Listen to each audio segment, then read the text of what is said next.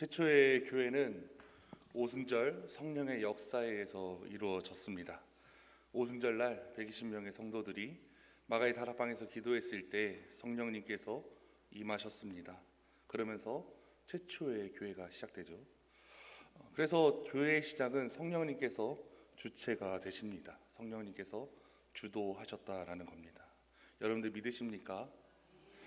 그렇기 때문에 교회는 이 땅의 모습을 드러내면서 각 사람들의 머리 위에 성령이 임하였고, 사도들은 각 나라의 언어로 또는 듣는 이들이 자기들의 언어로 듣는 소통의 역사가 나타나기 시작했을 때 바로 하나님의 교회의 모습은, 그리고 이 땅의 실체를 드러냈었던 교회의 모습은 어땠을까요? 오늘날 우리들이 많은 시간이 흐르고 역사가 흘러가면서 그때 그 원형의 교회의 모습을 잃어버리진 않았는가 생각되어집니다. 그래서 오늘 특별히 초대교회의 모습을 본문을 통해서 말씀 제목처럼 이것이 교회입니다, 답을 찾는 귀한 시간이 되길 소망합니다. 첫 번째로, 교회는 가르침을 받는 곳입니다. 우리 저를 따라해 보겠습니다. 교회는 가르침을 받는 곳입니다. 사도행전 2장 42절 말씀에 보면 이렇게 되어 있어요. 우리 같이 읽어볼까요? 시작. 그들이 사도의 가르침을 받아 서로 교제하고 떡을 떼며 오로지 기도를 힘쓰니라. 아멘. 42절 상반절에 보면 그들이 사도들의 가르침을 받았다라고 되어 있어요. 근데 말씀 한번 다시 띄워주실래요? 굉장히 평범한 문장인 것 같아 보이지만 이 속에는 아주 중요한 의미가 두 가지 감춰져 있습니다. 첫 번째는 사도의 가르침을 받았다라고 되어 있어요. 우리말 성경에는 사도라고 되어 있지만 원어 성경에서는 복수형으로 되어 있습니다. 사도들로 되어져 있습니다. 원어에는 사도들, 그러니까 사도들은 사실 한 명이 아니라 12명으로 되어 있는 것을 우리 성도님들도 잘 아실 텐데요. 복수형으로 되어 있는 문장은 주어가 복수이면 동사도 복수로 되어 있는 게 사실 영어 문법이라든지 많은 문법들이 그렇게 되어 있습니다.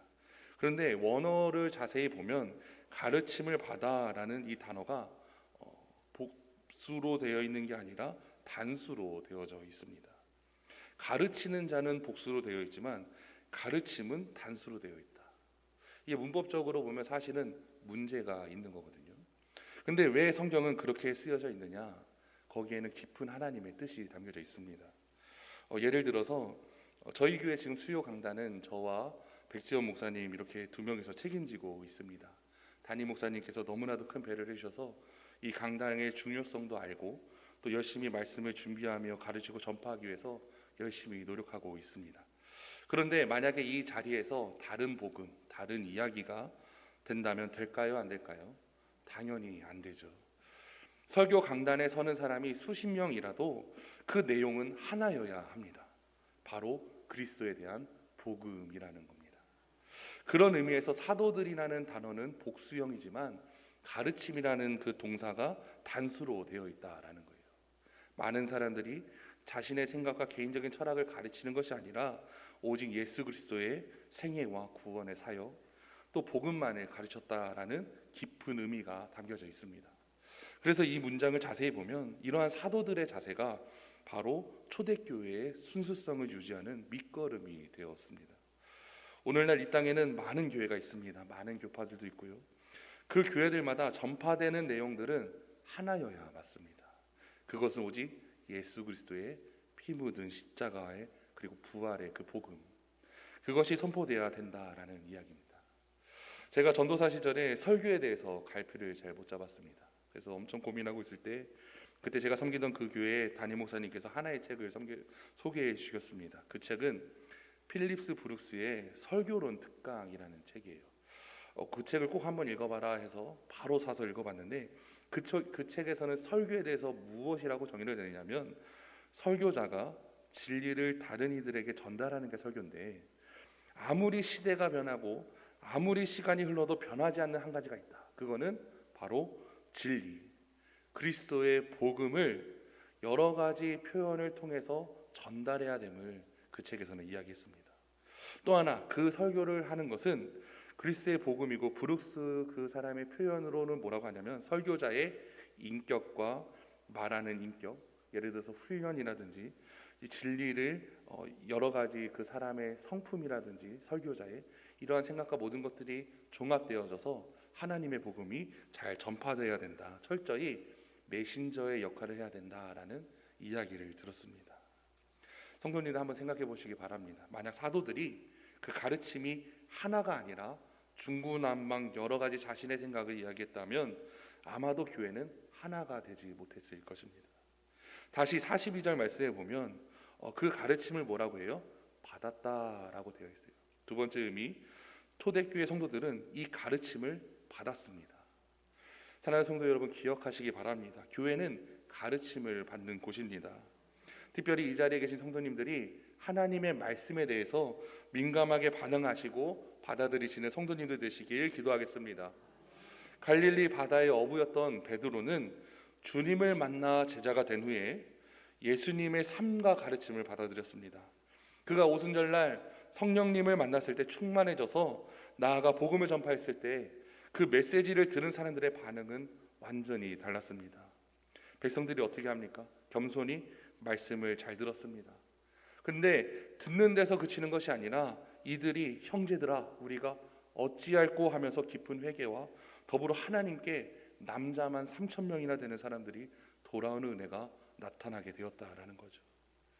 하나님의 말씀을 들을 때 어찌할꼬 하며 민감하게 반응하는 저와 여러분 되길 소망합니다. 저는 참 감사한 게 주일 예배와 금요 심야 예배, 새벽 강단 이럴 때마다 하나님께서 어찌할꼬 이러한 마음을 주실 때가 있습니다. 특별히 우리 성도님들도 그러한 은혜를 사모하시기 바랍니다. 우리는 말씀을 사모해야 합니다. 성직교회 우리 성도 여러분들이 모두 다 1차적으로는 하나님의 말씀을 잘 듣는 교회가 되고 그 가운데 날마다 구원받는 자리에 넘쳐나고 하나님의 놀라운 은혜를 체험하는 성도님들 넘쳐나시길 주님의 이름으로 축원합니다. 두 번째로 교회는 서로 교제하고 떡을 떼는 곳입니다. 우리 42절 중반절 말씀에 보면 제가 읽겠습니다. 그들이 사도의 가르침을 받아 서로 교제하고 떡을 떼며 라고 되어 있어요. 중반절에 서로 교제하고 떡을 떼며. 여기서 말하는 교제하고 떡을 떼는 행위는 성찬을 의미합니다. 고린도전서 11장 24절에서 25절에 보면 이렇게 되어 있습니다. 축사하시고 떼어 이르시되 이것은 너희를 위하는 내 몸이니 이것을 행하여 나를 기념하라 하시고 식후에 또한 그와 같이 잔을 가지시고 이르시되 이 잔은 내 피로 세운 새 언약이니 이것을 행하여 마실 때마다 나를 기념하라 하셨으니. 성찬이라는 것은 우리를 위해 십자가에 죽으신 예수님의 사랑과 고난을 기억하며 기념하는 행위를 말합니다. 그리스도의 죽음을 기념하는 성찬을 떼면서 교제했다. 이것이 무슨 뜻입니까? 바로 예수님의 십자가의 은혜를 중심으로 초대교회 공동체가 하나가 되었다라는 거예요. 단순히 펠로우십을 넘어서 유대감을 이야기하는 것이 아니라 하나님의 복음 안에서 하나가 되었다라는 겁니다. 초대교회 상황은 베드로가 밖에 나가 그리스도의 복음을 전할 때마다 많은 이들이 하나님께로 돌아온 상황입니다. 이런 점들을 유추해 볼 때 초대교회의 구성원들은 구성비가 어떻게 되었을지 여러분들 한번 상상해 보시기 바랍니다. 제일 크게는 함께할 수 없는 이방인과 유대인들이 섞여 있을 수도 있고요. 또 그 다음에는 상정과 종이 섞여져 있고 그 다음에는 여자와 남자가 섞여져 있는 그러한 공동체였습니다. 다양한 계층, 많은 이들이 함께하고 있는 공동체가 초대교회였다라는 거예요. 그런데 그런 공동체가 그리스도의 죽음과 그리스도의 부활, 그리스도의 피와 보혈의 피로 어떻게 되었느냐? 바로 온전한 일체, 하나가 되었다는 겁니다. 우리가 주목해야 되는 것은 바로 이것이 예수님께서 그토록 열망하셨던 하나님의 나라이자 꿈꾸셨던 새로운 사회라는 겁니다. 새로운 공동체. 바로 우리 교회가 이러한 공동체가 되어야 합니다. 교회에서까지 잘 사는 사람, 못 사는 사람 구분되는 것이 아니라 사람들이 은연중에 내가 어울리고 싶은 사람들끼리만 어울리는 것이 아니라 상대적 발탈감이 생기는 그런 분위기가 조성되는 것이 아니라 온전히 주님 안에서 하나가 되는 귀한 공동체가 되길 소망합니다. 교회에 들어오면 전부 다 그리스도 예수 그리스도 안에서 용서받은 사람으로 우리는 하나가 되어야 합니다. 저는 우리 성직교회가 하나가 될 줄 믿습니다. 모든 담이 예수 그리스도의 보혈로 무너졌었던 것처럼 하나 온전한 연합과 일치가 되는 귀한 교회가 될 줄 믿습니다. 세 번째로 교회는 기도에 힘쓰는 곳입니다. 우리 42절 말씀 한 번만 더 같이 읽겠습니다. 시작. 그들이 사도의 가르침을 받아 서로 교제하고 떡을 떼며 오로지 기도하기에 힘쓰니라. 아멘. 말씀해 보면 교회는 어떠한 곳이라고 되어 있습니까? 기도하기에 힘쓰는 곳이에요. 그런데 이 문장을 자세히 봐야 되는 게 원어 성경을 봐야 되는 이유가 이 말씀만 보면 가르침도 받았고 교제하고 떡을 떼고 기도만 힘쓴 것 같은데 사실은 이 힘쓰다라는 그 동사, 이 형용사가 나머지 것들을 다 이렇게 추식을 합니다. 그러니까 가르침도 힘써서 받고 교제도 힘써서 하고 떡을 떼는 것도 힘써서 하고 마지막 기도도 어떻게 해요? 힘써서 해야 된다라는 거예요. 교회는 하나님을 위해서 또한 자신의 기도 문제라든지 모든 것을 내려놓으면서 열심을 다해 기도해야 되는 곳입니다. 교회가 공개적으로 이 땅에 실체가 드러나지 않으셨을 때 하나님께서는 교회를 만드시기 위해서 준비하신 게 있습니다. 성도들을 불러서 준비하셨는데 그게 뭐였냐면 바로 기도하게 하셨다라는 거예요. 사도행전 1장 13절부터 14절 말씀 우리 같이 읽겠습니다. 시작. 들어가 그들이 유하는 다락방에 올라가니 베드로, 요한, 야고보, 안드레와 빌립, 도마와 바돌로메, 마테와 및 알페오의 아들 야고보, 셀롯의 시몬, 야고보의 아들 유다가 다 거기 있어 여자들과 예수의 어머니 마리아와 예수의 아우들과 더불어 마음을 같이하여 오로지 기도에 힘쓰더라. 아멘. 하나님께서는 초대교회가 형성되기 이전에 이미 기도하라고 명령하셨습니다. 120명의 성도들이 마가의 다락방에 올라가 전심으로 기도했을 때 성령님께서 임하셨습니다. 여기서 기도에 힘쓰다라는 원어를 찾아보니까 꾸준히 집착하다, 힘차게 힘있게 집착하다라는 뜻을 가지고 있어요. 그래서 기도할 때는 단순히 기도하는 것이 아니라 애쓰며 노력했다라는 겁니다. 우리의 기도가 이렇게 해야 될 줄 믿습니다. 교회의 가장 기본적인 그리고 가장 중요한 본질이라는 것은 기도하는 공동체가 되어야 한다는 것입니다. 마태복음 21장 13절에 보면 예수님께서는 내 집은 기도하는 집이라라고 말씀하셨습니다. 여러분들 믿으십니까?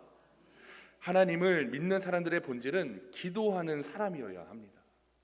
우리는 더욱더 힘써서 기도해야 합니다. 기도는 우리의 생명의 숨통과도 같습니다. 지금 한 30초만 숨을 한번 멈춰보시기 바랍니다. 살 수가 없죠. 30초 못 버티죠. 이처럼 기도 없이는 교회가 존재할 수 없습니다. 기도 없는 성도 또한 존재할 수 없습니다. 사람이 숨을 못 쉬고는 살 수가 없듯이 우리는 기도의 호흡을 끊고 살 수가 없습니다. 이처럼 교회는 기도의 호흡으로 이 땅에 태어나게 되었다라는 겁니다. 그런데 여기서 나오는 기도도 원어를 보면 복수형으로 되어 있어요. 단수가 아닌 복수형이다. 이 말의 뜻은 무슨 얘기냐면 혼자 기도한 게 아니라 합심 기도를 했다라는 뜻을 가지고 있습니다. 특별히 우리 교회가 이번에 자녀를 위한 부모 세일의 특별 기도회를 준비하고 있습니다. 자녀를 위해 기도하는 것이 얼마나 중요한 일임을 우리 성도님들 잘 아실 것입니다. 일단 우리가 기도회에 나와서 하나님께 간절히 기도할 때 하나님께서 큰 은혜를 부어주실 줄 믿습니다. 더 열심히 더 많이 나와 기도하시길 바랍니다. 우리들의 합심기도 가운데 하나님의 역사가 나타날 줄 믿습니다. 왜 합심기도와 개인기도의 차이가 있느냐? 분명히 다릅니다. 개인기도는 아무래도 그 기도 제목들이 주관적이고 개인적으로 흘러가다 보니까 탐욕에 사실 빠지기가 쉽습니다. 그런데 합심기도의 정당성은 무엇이냐? 바로 공익을 위해서 기도한다라는 겁니다. 공동의 선을 위해서 기도한다. 그래서 합심기도는 하나님의 앞에서 응답될 확률이 사실 훨씬 더 높다라고 생각합니다. 실제로 성경에 보면 이스라엘 백성들이 합심하여 기도했을 때 하나님께서는 응답해 주셨습니다. 그렇기 때문에 우리들은 더욱더 모여서 기도해야 된다라는 거죠. 또 합심기도의 특징은 믿음이 연약한 성도들의 기도도 힘을 준다는 은혜가 있습니다. 그래서 다 같이 모여서 기도할 때 내가 믿음이 연약해도 다른 사람들이 열심히 기도하니까 같이 열심을 다해 기도할 수 있다라는 겁니다. 특별히 이번 자녀를 위한 부모 세일의 특별 새벽 기도에 열심히 나오시기 바랍니다. 또한 새벽 예배도 열심히 나오시기 바랍니다. 이럴 때 아멘을 크게 하셔야 돼요. 많이 열심히 나오시기 바랍니다. 무엇보다도 하나님 앞에 무릎 꿇으시는 저와 여러분들에게 소망합니다. 네 번째로, 교회는 성도들이 모이기 힘써야 하는 곳입니다. 우리 본문 46절 상반절에 보면 날마다 마음을 같이하여 성전에 모이기에 힘쓰고, 아멘. 모이기에 힘쓰시기 바랍니다. 다른 곳에 마음 뺏기지 마시고 교회에 힘써 모으시기 바랍니다. 그래도 우리 교회 성도님들은 교회에 자주 오시는 것 같아요. 우리 권사님들 보면 항상 오시는 분들이 계세요. 당시 초대교회는 특별한 프로그램이 있지 않았어요. 뭔가 이렇게 특별한 프로그램이 있었던 게 아니라 오로지 기도하고 오로지 하나님을 찾는 거죠. 그리고 특별히 뭔가 장소도 좋은 곳이 아니었습니다. 그러나 그들은 성전에 모이기에 힘썼습니다. 원어를 찾아보니까 끈질기게 계속 모였다라는 뜻을 갖고 있어요. 사실 그 당시는 모이기를 잘못하면 생명의 위험을 받는 그런 상황이었습니다. 그런데도 예배의 자리, 모이는 자리에 계속해서 모였다라는 거예요. 히브리서 10장 25절에 보면 모이기를 패하는 어떤 사람들의 습관과 같이 하지 말고 오직 권하여 그날이 가까움을 볼수록 더욱 그리하자. 더욱더 열심히 모여야 됨을 이야기하십니다. 요즘처럼 모이기 싫어하거나 모이는 것을 비판하는 사람들이 많아요. 그런데 하나님의 말씀처럼 모이기에 패하는 어떤 사람들의 습관과 같이 하는 것이 아니라 더욱 모이기에 힘쓰는 저와 여러분들에게 소망합니다. 하나님을 사랑하면 몸된 교회를 더 사랑할 수밖에 없습니다. 교회에 더 모일 수밖에 없다라는 거죠. 어떠한 예화를 본 적이 있습니다. 어떤 목사님께서는 신천 권사님들을 이제 임직할 때 이렇게 이제 개인적으로 1대1로 만났을 때 질문하는 것이 있다고 합니다. 집사님, 아직 권사님 되기 전이니까, 집사님, 교회랑 집사님 집에 불이 동시에 나면 어디를 먼저 가시겠습니까? 이렇게 물어본대요. 집으로. 그럼 대부분 머뭇거리신대요. 그 질문을 하면 머뭇거리신대요. 그 복잡한 심경 이해가 가시죠? 교회랑 집하고 이렇게 불이 동시에 나면 어디를 먼저 가야 되나? 그러면 이제 대답을 못 하신대요. 그래도 한 번 더 질문하신대요. 지사님, 불이 나면 어디 가시게요? 그러면 그래도 대답을 못 하신대요. 그러면 이제 그 목사님께서 뭐라고 하시냐면 이제 그 지사님한테 제가 정답 알려줄 테니까 그대로 대답하세요라고 얘기하는. 정답이 뭐냐면 교회에 오겠습니다라고 얘기해야 된다. 제가 그 얘기를 그 예화를 볼 때 딱 들었던 생각이 전화로 119에 신고하고 교회 가면 되지 않을까 이런 생각을 했는데 그 질문을 딱 그 정답을 이렇게 얘기하잖아요. 그러면 그 집사님께 딱 얘기를 하면 막 오열을 하신대요. 눈물이 나시는 거죠. 그러면서 목사님께서 손을 잡고 기도를 하시는데 어떻게 하시냐면 하나님 집사님의 고백을 들으셨죠. 그 고백을 기뻐 받아주시고 은혜를 베풀어 주셔서 하나님의 교회도 보호해 주시고 집사님의 집도 보호하여 주시옵소서. 이렇게 축복 기도를 하신다는 그 예화를 본 적이 있습니다. 저는 그 기도 내용을 보니까 의심했던 저와 믿음 적은 저의 모습을 책망했습니다. 그리고 그 예화를 보면서 저도 나중에 임원교육할 때 꼭 그렇게 질문해야 되겠다라고 결심을 했습니다. 사랑하는 성도 여러분, 교회를 사랑하시기 바랍니다.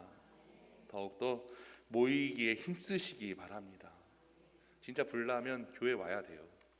정말로 교회를 사랑하면, 하나님의 교회를 사랑하면 교회와 함께 해야 됩니다.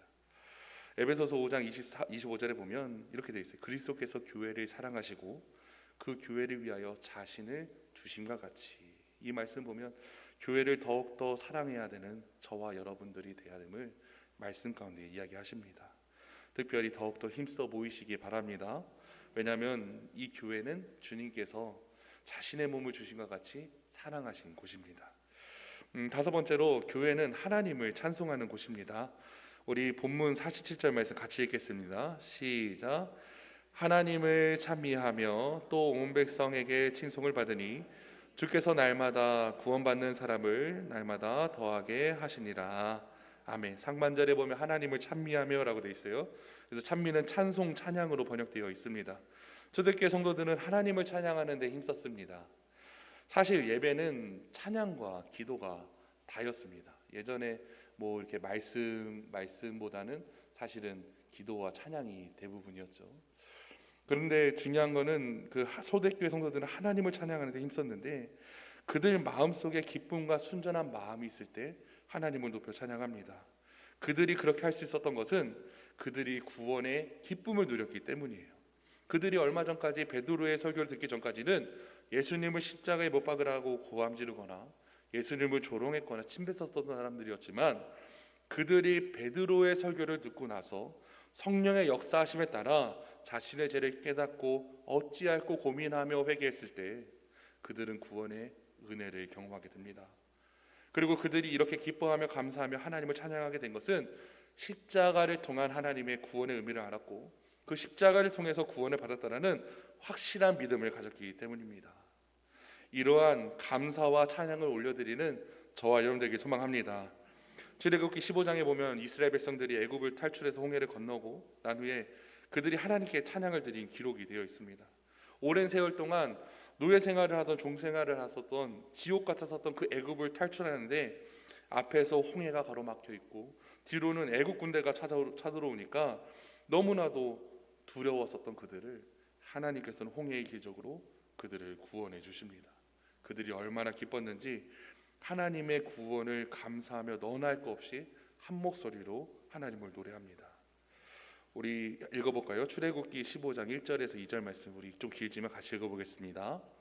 이때 모세와 이스라엘 자손이 이 노래로 여호와께 노래하니 일러스되 내가 여호와를 찬송하리니 그는 높고 영화로우심이요 말과 그 탄 자를 바다에 던지셨음이로다. 여호와는 나의 힘이요 노래시며 나의 구원이시로다. 그가는 나의 하나님이시니 내가 그를 찬송할 것이요 내 아버지의 하나님이시니 내가 그를 높이리라. 아멘. 우리를 구원하신 하나님께 감사와 찬양을 고백하시기 바랍니다. 초대교회 성도들처럼 이스라엘 백성들의 고백처럼 하나님을 높여 찬양하시기 바랍니다. 저는 우리 교회가 찬양이 뜨거운 교회라고 생각합니다. 특히 주일 2부 예배 찬양 인도하는 목사님이 잘생기셨습니다. 농담이에요. 또한 하나님을 기쁘시게 하는 찬양하는 교회라고 생각합니다. 예배 때마다 한 마음으로 기쁨으로 찬양하시기 바랍니다. 마지막 6번째, 교회는 칭송받는 자들이 있는 곳입니다.